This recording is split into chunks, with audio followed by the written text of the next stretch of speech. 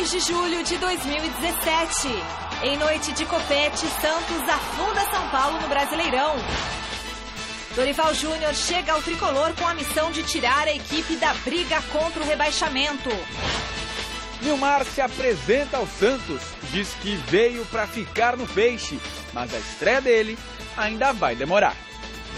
Depois de derrota para o Cruzeiro, Palmeiras deve ter o retorno de peças importantes no derby.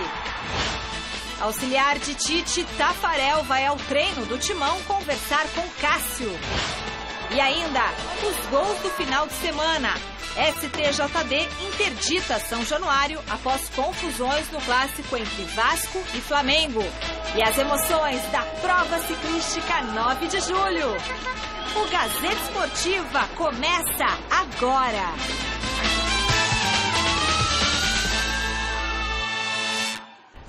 Pois é, começa já o Gazeta Esportiva espetacular para você. E a gente começa aí falando do São Paulo, que apresentou nesta segunda-feira Dorival Júnior. Todos os detalhes da chegada do novo comandante tricolor você confere já, daqui a pouquinho. Ontem, o São Paulo perdeu mais uma. Dessa vez, a derrota foi para o Santos, que além de somar 3 pontos, terminou a rodada na 4ª colocação. Já o tricolor completou o 7º jogo sem vitória e se complicou ainda mais na tabela de classificação, caindo para a penúltima colocação. Veja como foi a vitória do Peixe na narração de Osmar Garrafa. Autoriza Sandro Meirahit. Bola rolando na Vila Belmiro. Aqui tem Santos e São Paulo. É o Brasileirão na Gazeta pra você. Vai daí. Cruzamento, a batida foi direto. Olha o gol, compete, gol! Gol!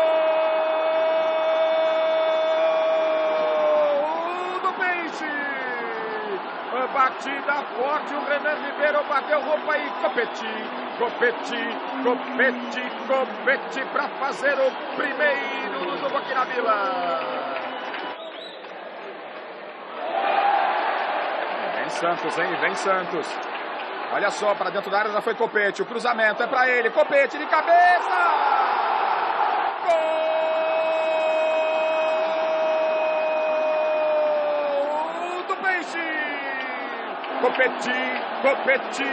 Copete na rede. Eu tava dizendo, ele vinha chegando livre de marcação. Cruzamento saiu açucarado e Copete.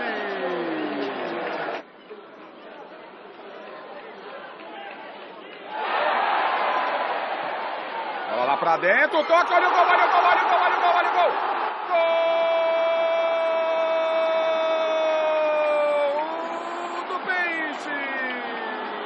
Cruzamento do Gian Mota, adivinha quem apareceu? Copete na rede agora. Santos 3 gols de Copete. São Paulo 0. Prato, tá brigando ainda o argentino, Prato.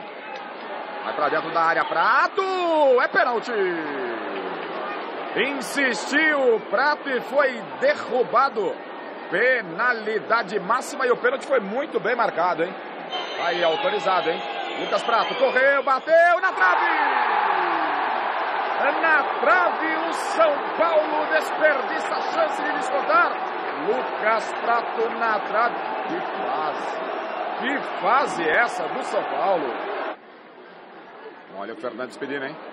Olha o Fernandes, se livrou de marcação, bateu o Vanderlei, olha o gol! Gol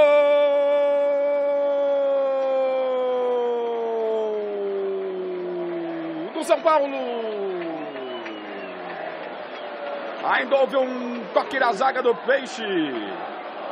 Pra mim foi gol contra da defesa do Peixe, o São Paulo desconta na Vila.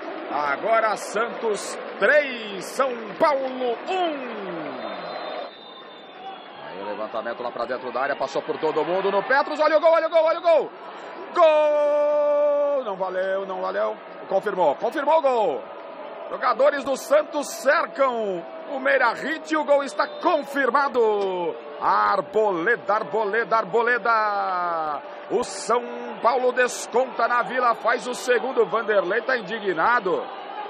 Jogadores do Santos ainda conversam com o Sandro Meirahit, mas não tem conversa não. Aí o Vanderlei, levantamento, não há tempo para mais nada na Vila. Apita Sandro Meirahit. O Santos tinha uma vitória fácil, ela acabou vindo apertada, mas chegou. Aqui deu peixe. Santos 3, São Paulo ainda na zona de rebaixamento 2. Não tivemos assim tantas oportunidades, mas o jogo nós tivemos 5 gols, um pênalti, então o jogo foi um jogo bacana de assistir. E nós sofremos um pouco por alguns erros que cometemos, muito normal isso, São Paulo também, mas o certo é que nós vencemos a partida com méritos e o time fica ligado, né? A vitória joga tudo para cima. Tá todo mundo muito triste, isso eu posso confirmar para vocês. Tá todo mundo muito triste, muito incomodado, mas ninguém de braço cruzado. Isso a gente sabe. Da onde eu venho, essas situações, eu conheço bem como é que é isso. Acho que a gente chegou num limite que a tendência é crescer. E eu não tenho dúvida que o Dorival tem condições de fazer isso. Grande noite para você que acompanha o Gazeta Esportiva. O discurso é otimista. Na prática, a campanha é horrível, uma das piores campanhas do São Paulo na história do Campeonato Brasileiro. O São Paulo, das últimas 9 partidas, venceu apenas uma. Não vence um jogo há 7 partidas. E por acaso, não por acaso, está aí na penúltima colocação no Campeonato Brasileiro. Verdade que o São Paulo teve chances ontem, perdia um jogo por 3-0, conseguiu fazer 2 gols, perdeu um pênalti com Prato, o que deixa a equipe numa situação menos desastrosa, ainda com alguma esperança. Mas a verdade, Flávio, é que a campanha é muito ruim. Não dá para acreditar em melhores resultados tendo o retrospecto que o São Paulo vem tendo. Pode até ter engrossado o jogo com o Santos, sim, mas também não podemos desconsiderar o fato de o Santos ter aberto 3-0, o que cria um relaxamento natural. Estou sendo muito rigoroso com o Tricolor, Flávio? Boa noite, Celso, Michele, amigos do Gazeta Esportiva. O São Paulo não criou nada para fazer isso. Foi lá e saiu dos gols. Não é nada que reagiu. Conversa. E essa história de que o Prato, se tivesse feito o gol de pênalti, empatava, não é assim que as coisas funcionam. Claro que não. Então, o Santos, ele ainda não está jogando como pode. O Levi Coupe entrou ao vivo no Mesa Redonda e falou que vai colocar o Santos para jogar como a gente quer ver o Santos, ou seja, um time ofensivo, um time agressivo e não um time que deixa a bola com o adversário e contra-ataca. Não é a cara do Santos, não é a característica. Quando o Dorival saiu e o Elano entrou, ele fez isso. E ganhou o jogo, mas não é legal, não é o Santos. E o Levi falou, não, vou pôr a minha cara, fazer o Santos com a cara que tem que ter mesmo. Então o Santos estava com o jogo tranquilo e de repente o São Paulo achou os gols, vamos dizer assim. É engraçado porque existem jogos 0-0 que são grandes jogos. Ontem foi um jogo animado. Não pode chamar nunca de jogão que a gente fez, foi um jogo animado. Aí um monte de erro e tal, não sei o quê, gol perdido, 5 gols. Mas foi um jogo animado, o máximo, com boa vontade, um jogo animado. O Santos passou para o 4º lugar, o São Paulo é o 19º, e o Pintado, que estava aí falando cheio de esperanças hoje, já foi rebaixado de cargo lá no São Paulo. Eles mandaram embora o preparador físico, mandaram embora o técnico, o preparador de goleiros, e o Pintado teve aquele mesmo esquema que falaram com o Milton Cruz. Não, está numa transição, cascata, daqui a pouco já vão detonar o Pintado.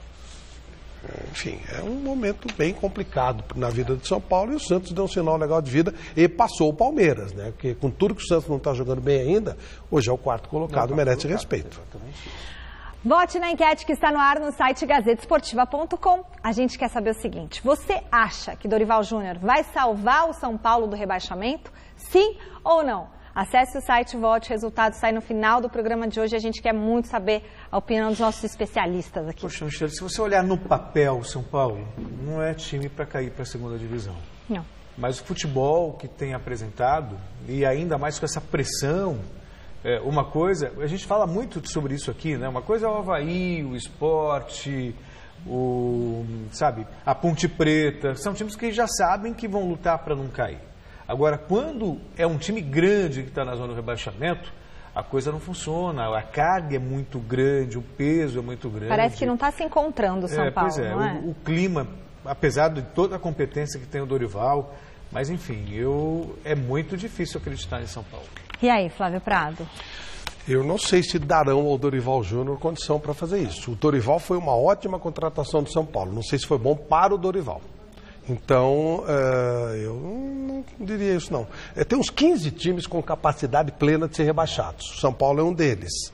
Então, aí vai ser uma questão dele ser um dos 4 ou não. Ele está no grupo que pode ser rebaixado. Mas aí, de repente, pode não cair, não necessariamente por causa de um treinador ou outro. Está no nível de rebaixamento, mas tem 14. Ao contrário que muita gente, tem um monte de gente brigando pelo título, eu já acho que tem um monte de gente brigando para não cair. Não, mas 1 ponto, 2 pontos, com certeza o São Paulo sai da zona de rebaixamento. Né? Um pontinho então, mas que estão na frente também perderem. Né? 2 pontos e sai. Não, necessariamente. E se o Vitória vence, se o Bahia vence? Não vão vencer. Bom, depois que o Grêmio perdeu do Avaí, daquele jeito, tudo pode acontecer, né? No Mineirão, o Palmeiras foi pouco ofensivo e, embora tenha ficado com a bola mais tempo que o Cruzeiro, viu os donos da casa aproveitarem melhor as chances e vencerem. O resultado encerrou a sequência de 4 vitórias consecutivas do Verdão no Campeonato Brasileiro. No Mineirão, Thiago Neves chutou praticamente sem ângulo e fez 1-0 para o Cruzeiro diante do Palmeiras. Já no fim do primeiro tempo, Lucas Romero arriscou de longe. O volante Hudson desviou de cabeça no meio do caminho e marcou o segundo da Raposa. Depois do intervalo, Roger Guedes cruzou na medida para William Bigode diminuir o marcador em Belo Horizonte. 2-1. Quando tudo parecia definido, Elber fez ótima jogada individual e precisou chutar 2 vezes para dar números finais à partida. Cruzeiro 3, Palmeiras 1.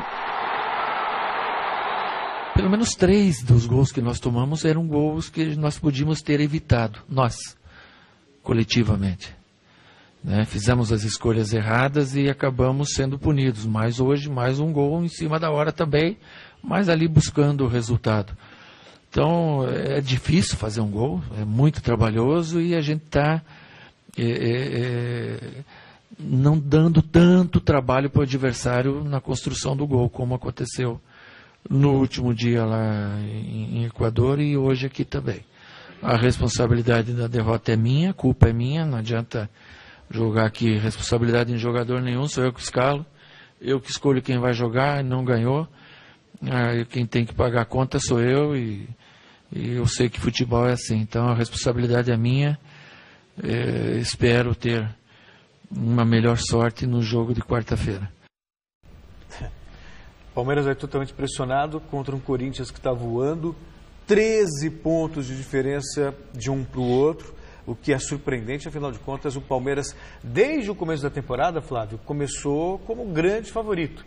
Imaginava-se que o Palmeiras fazendo uma melhor campanha no Brasileiro. Ontem perdeu para o Cruzeiro por 3-1 e não dá para dizer que o resultado foi injusto. Não que o Cruzeiro tenha produzido muito mais, mas mereceu vencer.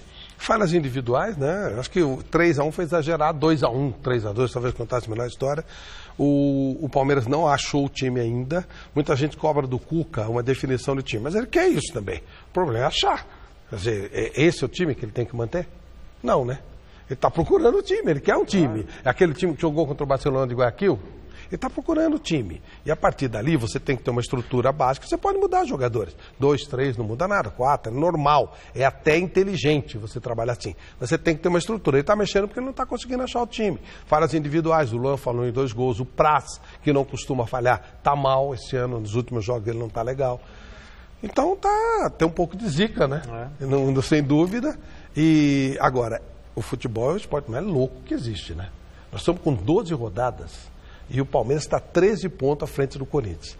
Nem o seu Corinthians está 13 pontos à frente do Palmeiras. Nem o seu Corinthians, o inventor do Corinthians, nem ele ia prever. Você falar para ele, no final de 12 rodadas, você não está 13 pontos à frente do Palmeiras, vai falar, vai te catar, pô. O Carilho, o Roberto André... Se pusesse os 2 times no papel, nenhum de nós acha... É impossível.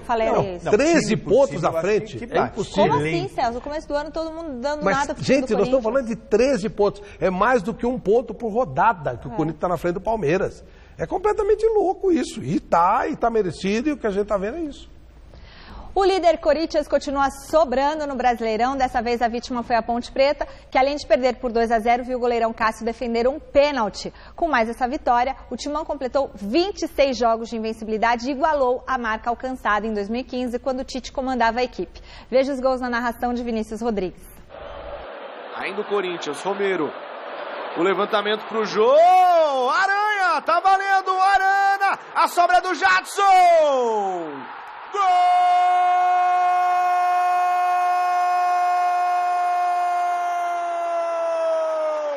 Jadson, gol do Corinthians! Jadson, bolão pro Rodriguinho, no meio tá sozinho o Jô. Rodriguinho, é pro Jô! Gol!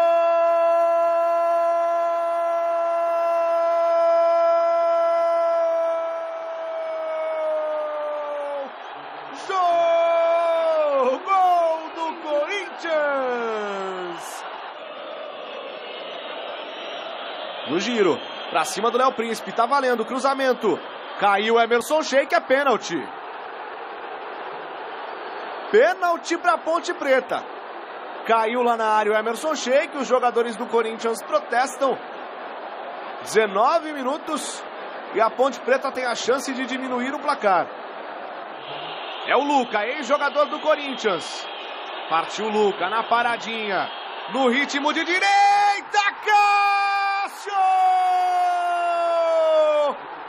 Cássio brilha! Cássio a muralha! Explode o Itaquerão! É o segundo jogo já, né? Botafogo veio com essa ideia também. Na partida anterior, 1-0. Fizemos o gol no segundo tempo, com o Jô perdendo o pênalti. Antes, continuamos rodando bem a bola, procurando o momento certo para infiltrar. É uma estratégia que a gente sabe usar bem quando vai jogar fora e que os adversários também pode acontecer por suas características de fazer isso. O que o Kleina fez hoje é o que foi feito no Campeonato Paulista, com o Jadson, um jogador de meio de campo, saindo para marcar o Arana. Né, quando a gente confirmou a escalação, já sabia que a ideia de jogo era para jogar no nosso erro. E quando o adversário vem assim, você tem que ter paciência, rodar bem a bola e ficar com ela. Agora o Corinthians foca as atenções no duelo da próxima quarta-feira no Allianz Parque contra o Palmeiras. É o duelo dos invictos, o derby dos invictos. De um lado o Corinthians, que ainda não perdeu neste Campeonato Brasileiro, e do outro o Palmeiras, que não perde no Allianz Parque há mais de um ano. Nós temos que chegar do jeito que nós estamos. Não jogar nem menos, e se possível, não jogar menos do que vem jogando e, se possível, jogar mais. Vai ser um jogo de muita concentração, né? De saber explorar. Taticamente, o Cuca arma a equipe dele muito de acordo com o adversário, né? Não sei o que ele pensa do nosso time hoje, mas a gente vai bem preparado para lá para fazer um grande jogo. O Corinthians tem o melhor começo da história do campeonato por pontos corridos. O aproveitamento é simplesmente fantástico. 12 jogos, 10 vitórias. E o que chama mais atenção, a gente já conhece a solidez defensiva do Corinthians. Aí muitos falavam assim, mas no Campeonato Paulista é outra história, no Campeonato Brasileiro o nível é outro. Pois bem, nesse Campeonato Brasileiro, em 12 jogos, o Corinthians não sofreu gols em 9. Em 9 partidas, o Corinthians não sofreu um gol sequer. E ainda assim, Flávio, 5 gols em 12 jogos. São números fantásticos, são números absurdos, números realmente de um time campeão. Claro que tem muito campeonato pela frente ainda, mas a caminhada do Corinthians, olha, quem está atrás vai ter que correr muito e secar muito também. Olha, o time que aparece, e para mim sempre foi esse o time, né? Depois que o Palmeiras não se acertou, pode ainda se acertar, mas quem está com cara de que vai ser esse incômodo é o Flamengo.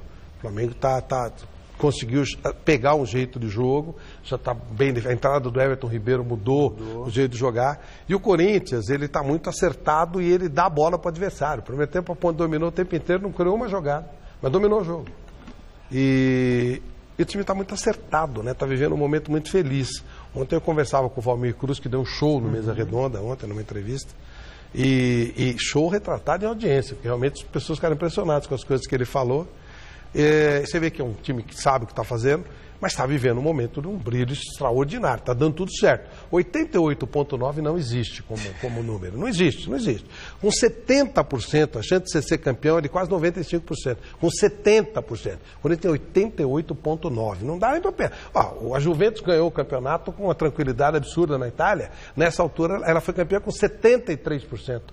Só o Celtic de Glasgow ganhou com 15 rodadas de antecedência, fez uma marca parecida. Então isso não existe. Estava conversando com o Valmir, o que vai acontecer quando oscilar, porque não tem jeito de não oscilar, impossível.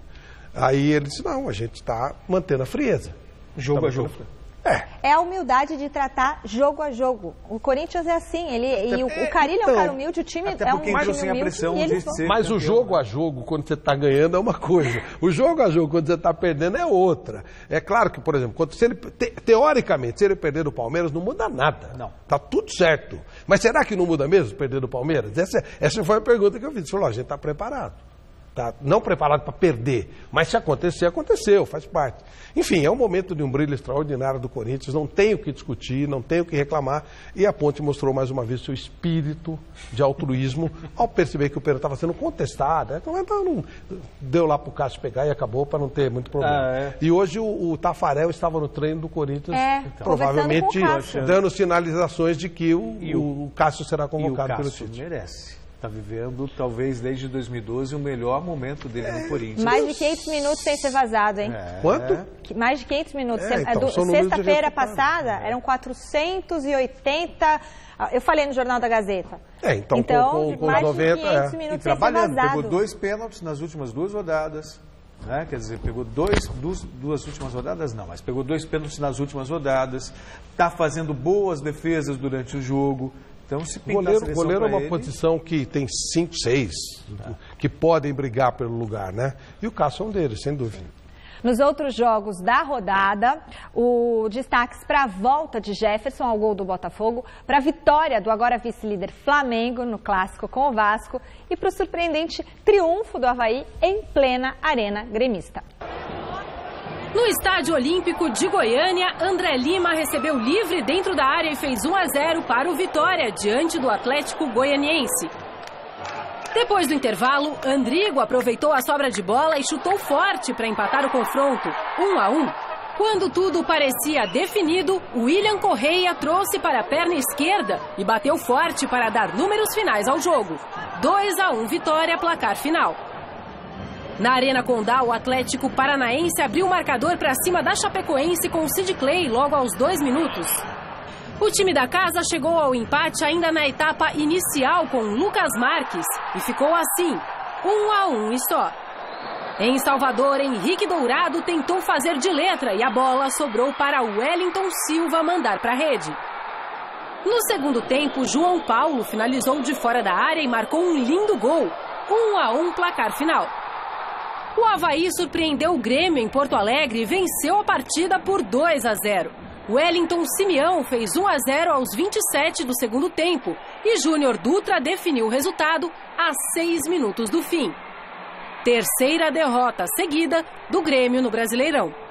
No Rio de Janeiro, o Atlético Mineiro saiu na frente do Botafogo no chute de Marlone, que desviou em Emerson Silva e entrou.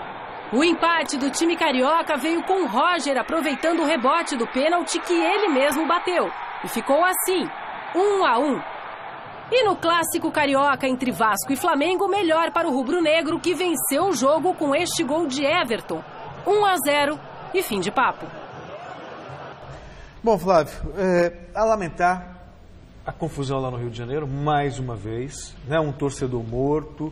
E aí vem aquela história de que, não é campo para realizar o jogo. Não, na verdade isso tem a ver com, digamos, submissão diante de vândalos, tem a ver com falta de organização, tem a ver com má fé, sabe? Não é possível que não consigam revistar torcedores. Aliás, as bombas que lá estavam, praticamente um arsenal. E o Vasco tem responsabilidade nisso. Eu não lamento nada, são os marginais e eu já falei que eu quero que se dane, quem procura acha. Vou ficar lamentando o cara que morreu, se leva em rolo, em confusão, eu quero que se dane. Vai atrapalhar o futebol, esses bandidos uniformizados continuam tomando conta do estádio porque eles são parceiros de dirigentes, parceiros de policiais, parceiro de Ministério Público, tem que acabar com esse lixo chamado torcida uniformizada. E aí, meu amigo, quem procura acha. O cara achou dessa vez, aí a culpa é do estádio. Estão propondo uma interdição no estádio por 25 jogos. A culpa é do estádio, do concreto. A culpa é do concreto. Não são os marginais que estão lá. Bandido procura e se ferra. Uma hora um morre, outra hora morre o outro. Eu quero que se dane e é uma coisa que está enraizada no nosso futebol. Tira de proveito. Ali tinha uns vagabundos que levavam o dinheiro do Eurico para defender o Eurico, outro bando de vagabundos que levava dinheiro da oposição para defender a oposição, e a briga foi entre esses marginais aí. E um tomou um tiro na cabeça, não sei lá se foi na cabeça onde foi. Que se dane. Agora, o que eu não consigo entender é como é que pais levam crianças num jogo desse. É muito tonto, é muito alienado. Você vai dizer, tem direito, você tem direito. Mas você tem direito de onde você quiser. Mas você vai em alguns lugares sabendo que você pode ser assaltado, roubado, agredido, você não vai. Aí cada um é responsável pelo que quer fazer. Então aconteceu normal, vai acontecer outras vezes, vai ficar por isso mesmo, porque há um esquema promíscuo que envolve tráfico de droga, envolve esquema de venda de ingressos, envolve uma série de coisas promíscuas. Tem nego levando muita grana com essa bandidagem que persiste no nosso futebol. E se quiser resolver, dá para resolver, como acontece na Europa. Você compra o seu ingresso, lugar numerado, tem seu nome no ingresso. Primeiro tem que acabar com o torcida uniformizado. Sim, tem seu nome no ingresso. Acabou. Você entra lá, sabe direitinho onde está cada um. O código do torcedor não obriga isso. Pois é, mas aqui você vê até tirar as cadeiras, não tem as torcidas organizadas. Claro, porque o esquema está lá, tem nego levando grana. É esquema que envolve um monte de vagabundos do futebol. Nem que ponham um número no concreto, né? Mas dá para fazer algo. É numerado. Então. Só que os caras... É esquema, vaza dinheiro. Eles dão ingresso para esses vagabundos, eles vendem, levam dinheiro e dividem com dirigente.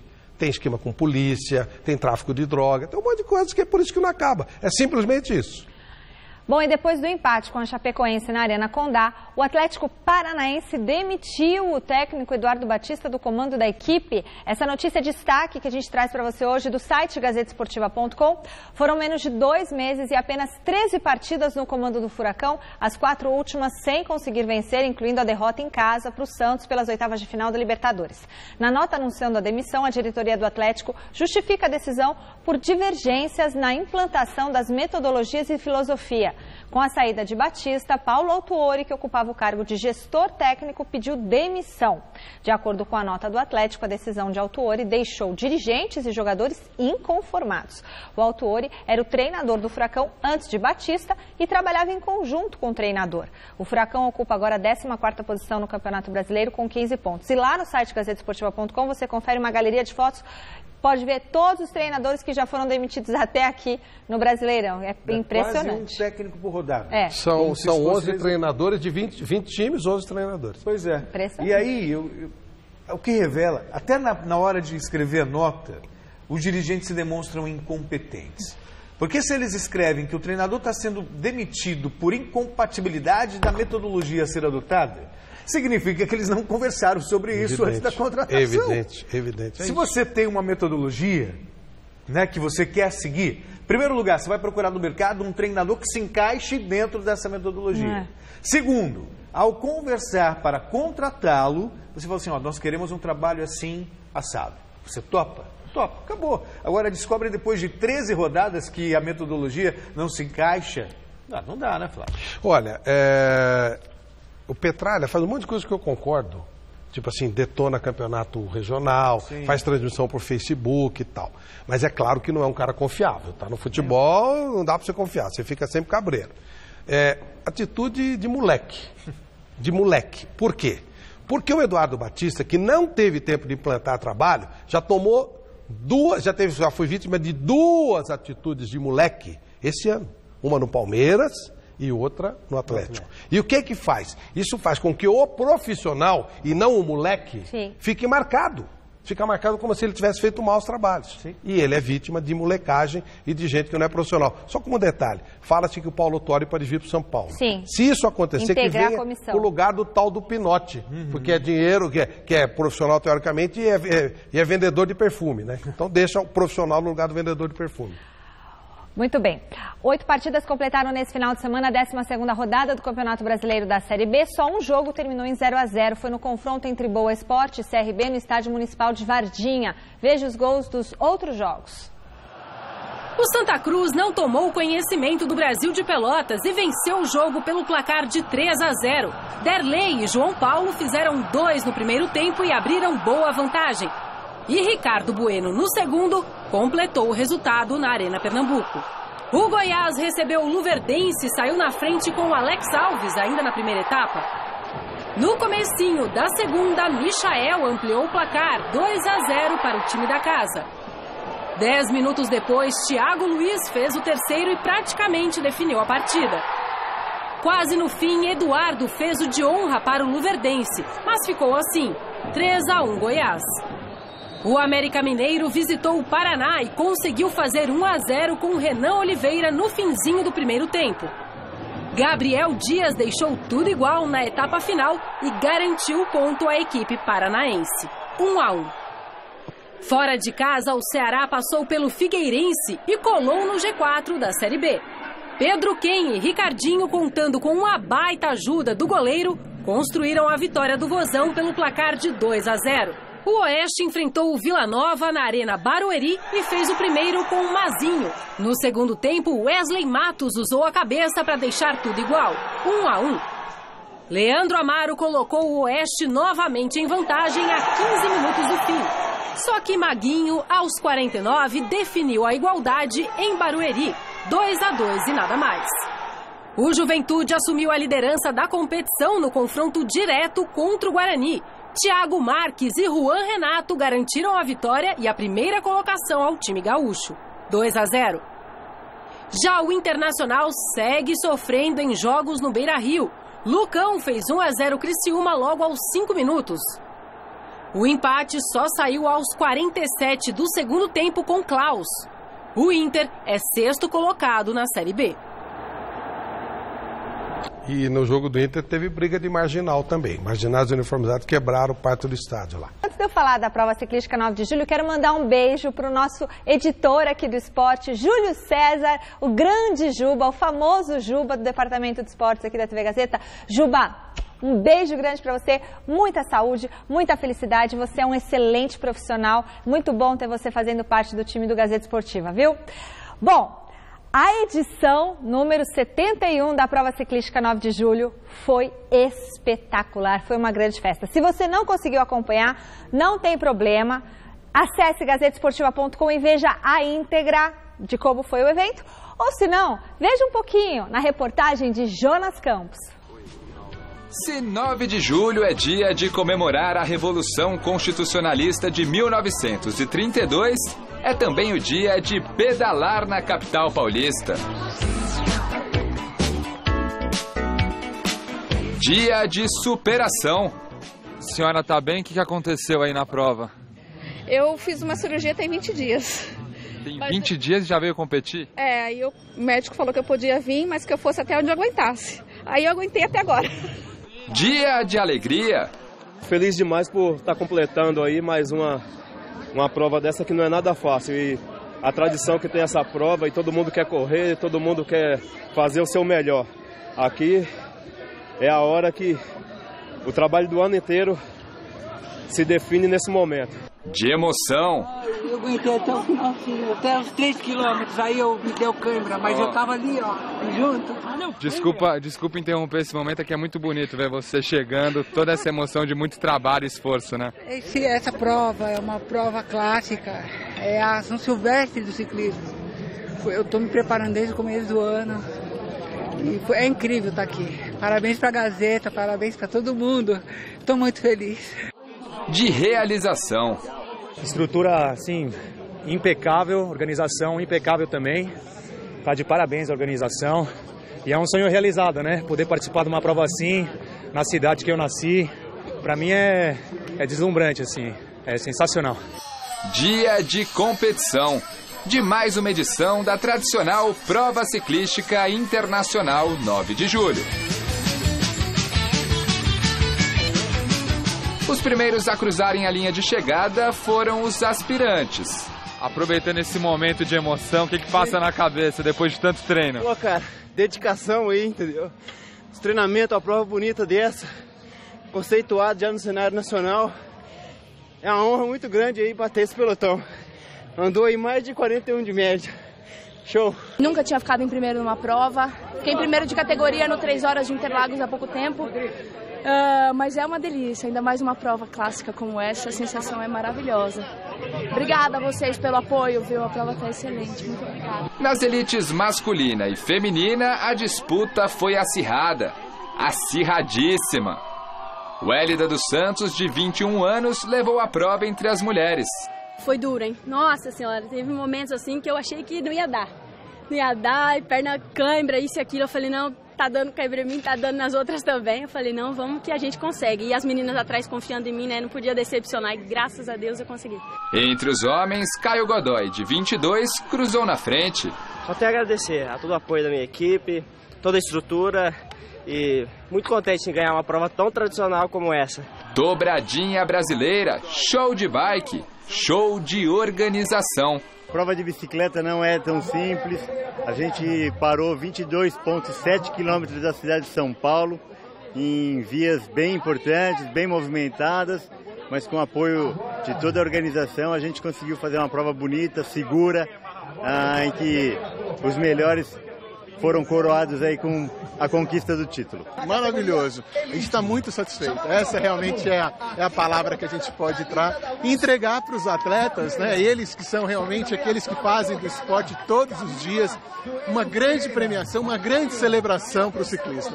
É isso que a gente tem que fazer com a Prova Ciclística 9 de Julho. Um dia de revolução, evolução e celebração do ciclismo brasileiro. Tua amiga bicicleta. Gente, foi espetacular. Nós fizemos a transmissão ao vivo pelo site gazetesportiva.com. Se você quiser conferir, a chegada feminina foi de tirar o fôlego. A gente gritando no estúdio, dividido em capítulo 1, 2, 3 e 4, né? Porque ficamos 3 horas e meia ao vivo transmitindo a Prova Ciclística 9 de Julho. Foi demais mesmo. Tá lá todos os vídeos no site gazetesportiva.com. Parabéns para todos os envolvidos nessa transmissão e pelo apoio da Fundação Casper Libero. Estamos de volta para falar do Derby Paulista da quarta-feira. Líder disparado do Brasileirão, o Coringão recebeu a visita de Tafarel, treinador de goleiros da Seleção Brasileira, nesta segunda. Será que vem aí uma chance para o Cássio? Veja na reportagem de Adriano Dolfi. O dia foi de visita no CT Joaquim Grava. O preparador de goleiros da Seleção Brasileira foi observar de perto o trabalho do goleiro Cássio. Tafarel tem como referência as boas atuações e, claro, os 547 minutos sem levar gols no Campeonato Brasileiro. Uma pista para que o camisa 12 seja lembrado por Tite nas próximas convocações.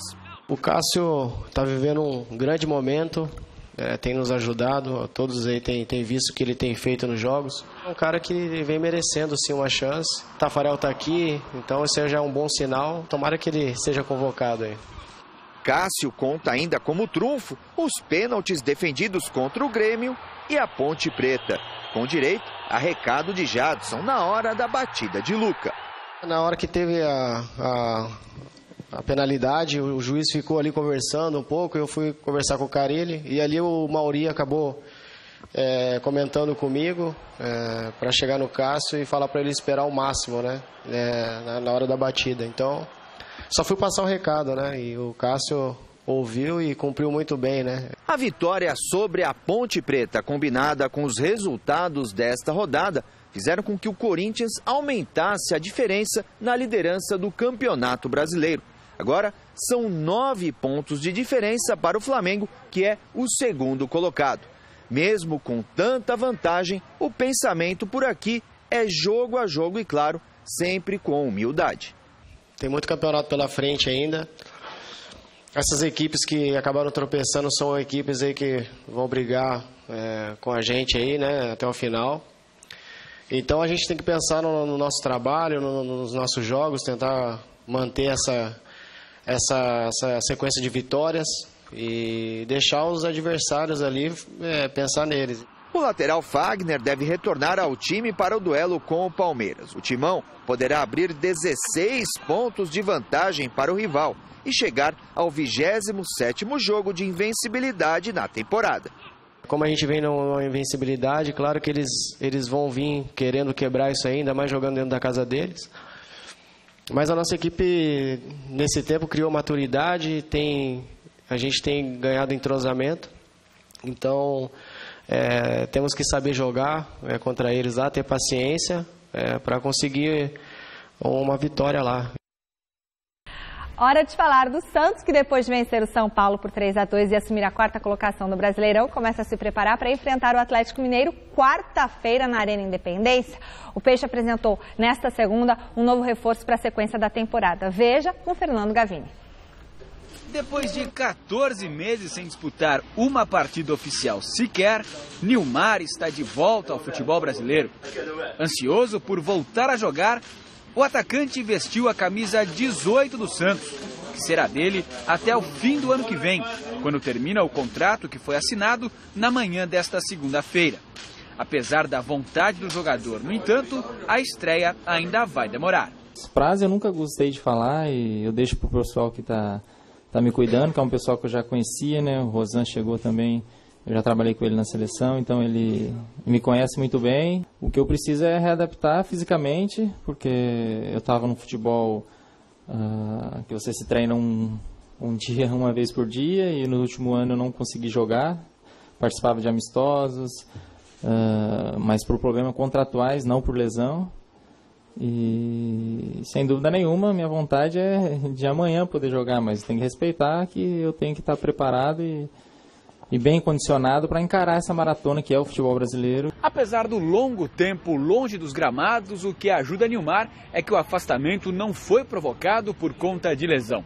Depois de um ano defendendo o Al Nassr dos Emirados Árabes, ele entrou em conflito com o clube e acabou ficando sem jogar até o final do contrato. Quando eu acabei não sendo inscrito e fechou a janela de transferência, eu imaginei que eu ficaria um mês e seria negociado, ia conseguir a liberação. E eles acabaram me prendendo lá, né, entre aspas, né, sem poder cancelar o contrato, e tinha muitos valores envolvidos também, então não consegui sair antes. E a decisão de voltar para o Brasil não foi especial, eu quero voltar para o Brasil, né? Foi o clube que me abrisse as portas para eu poder voltar a jogar. Nilmar veio para ficar. Pelo menos é esse o discurso do atacante, que acredita que tem tudo para se encaixar rapidamente no jeito de jogar do Peixe. Os últimos jogos que eu vi do Santos, sem dúvida nenhuma, não tem como não gostar, né? É um jogo de velocidade, está sempre no ataque, faz gol todos os jogos. Tem um meia que dispensa comentários, né, para colocar a bola para os atacantes. E claro que no dia a dia, nos trabalhos, no treinamento, eu vou me acostumando e me adaptando, né? Sem dúvida nenhuma, fica fácil você se adaptar num grupo de qualidade como o Santos tem, né? Agora voltamos a falar do São Paulo, que teve uma segunda-feira muito agitada. A diretoria tricolor confirmou uma série de mudanças na comissão técnica. O preparador físico José Mário Campês e o preparador de goleiros Haroldo Laumonier foram demitidos. O auxiliar técnico Pintado deixa a equipe profissional e, se quiser continuar no clube, deve trabalhar com as categorias de base. O presidente Carlos Augusto de Barros e Silva, o Leco, cogita a possibilidade de contratar Paulo Autori, como a gente já falou aqui no Gazeta Esportiva, para comandar o departamento de futebol. Em meio a tanta turbulência, o técnico Dorival Júnior foi oficialmente apresentado. Veja com Silvestre. O presidente faz as honras da casa. Muita alegria e felicidade por estar recepcionando e apresentando uma figura sobejamente conhecida de todos, Dorival Júnior, em quem reconheço qualidades de caráter, de experiência e de competência. Dorival Júnior já passou por situações semelhantes. É uma responsabilidade grande, eu reconheço. Eu venho para cá porque eu confio, acima de tudo, no meu trabalho e nas pessoas que me contrataram. Missão número 1, estancar o sangramento. Nós temos que buscar assim, o emergencial, acima de tudo, mas tentando conscientizar e mostrarmos no campo, no dia a dia, aquilo que nós estejamos observando, aquilo que de repente esteja acontecendo, alcançarmos algumas correções importantes, mas acima de tudo um resgate da confiança de cada jogador. Todo cuidado é pouco para não ficar patinando no Z4. É um campeonato de recuperação, mas eu já vi isso daí também acontecer em outros momentos, como já vi também as situações se agravarem em outros momentos. Saia justa na apresentação, mais de uma. Lucão, será aproveitado? O Lucão não faz parte dos planos do São Paulo, isso já é uma situação definida pela diretoria. Sobre a possível saída de Rodrigo Caio, salvo novamente pelo gongo. Nunca houve nenhum tipo de negociação. Na verdade, foi sinalizado que existiria o pagamento da multa rescisória, isso não há negociação nesses casos. Então, o São Paulo não tem intenção de negociar o Rodrigo Caio. Reforços, contratações, Pinotti atravessa mais uma vez. A apresentação do Dorival, eu já vou te dizer que direciona a pergunta para ele. Na prática, o trabalho do professor Dorival começa hoje. Em breve, pode receber a ajuda de Paulo Autuori para chefiar a comissão técnica. Assunto conduzido por Leco. Trata-se de um nome de inegável conceito no futebol brasileiro e no São Paulo de uma forma muito especial. É um nome perfeitamente qualificado para isso e vai ser objeto de análise, enfim. A respeito de Cueva, em má fase e na mira do futebol turco, Dorival dispensa a ajuda dos universitários. Ele estando aqui dentro, ele é um profissional e com certeza ele tem a obrigação de se sentir motivado em todos os aspectos. O primeiro desafio de Dorival Júnior à frente do São Paulo já tem data marcada. Quinta-feira, Morumbi, jogo contra o lanterninha do Campeonato Brasileiro, o Atlético Goianiense. O tricolor não vence há 7 rodadas. É o penúltimo colocado. Reação para ontem. São Paulo não pode continuar como está. Nossa, gente, a nossa enquete do site gazetesportiva.com é justamente se você acha que o Dorival Júnior vai salvar o São Paulo do rebaixamento. Quer dizer que o povo está achando que não. 51% dos votos, é isso? Não. Dorival não salva, quer dizer, o povo acha que o São Paulo vai ser rebaixado. Teoricamente. Nossa, não, aí já... Isso não vai acontecer. Tem muito a ver com torcida, né? Rivalidades e tal, faz parte. Acabou o nosso tempo, gente. Um beijo, até amanhã, até depois aí no Jornal da Gazeta. Até quarta, um abraço, tchau.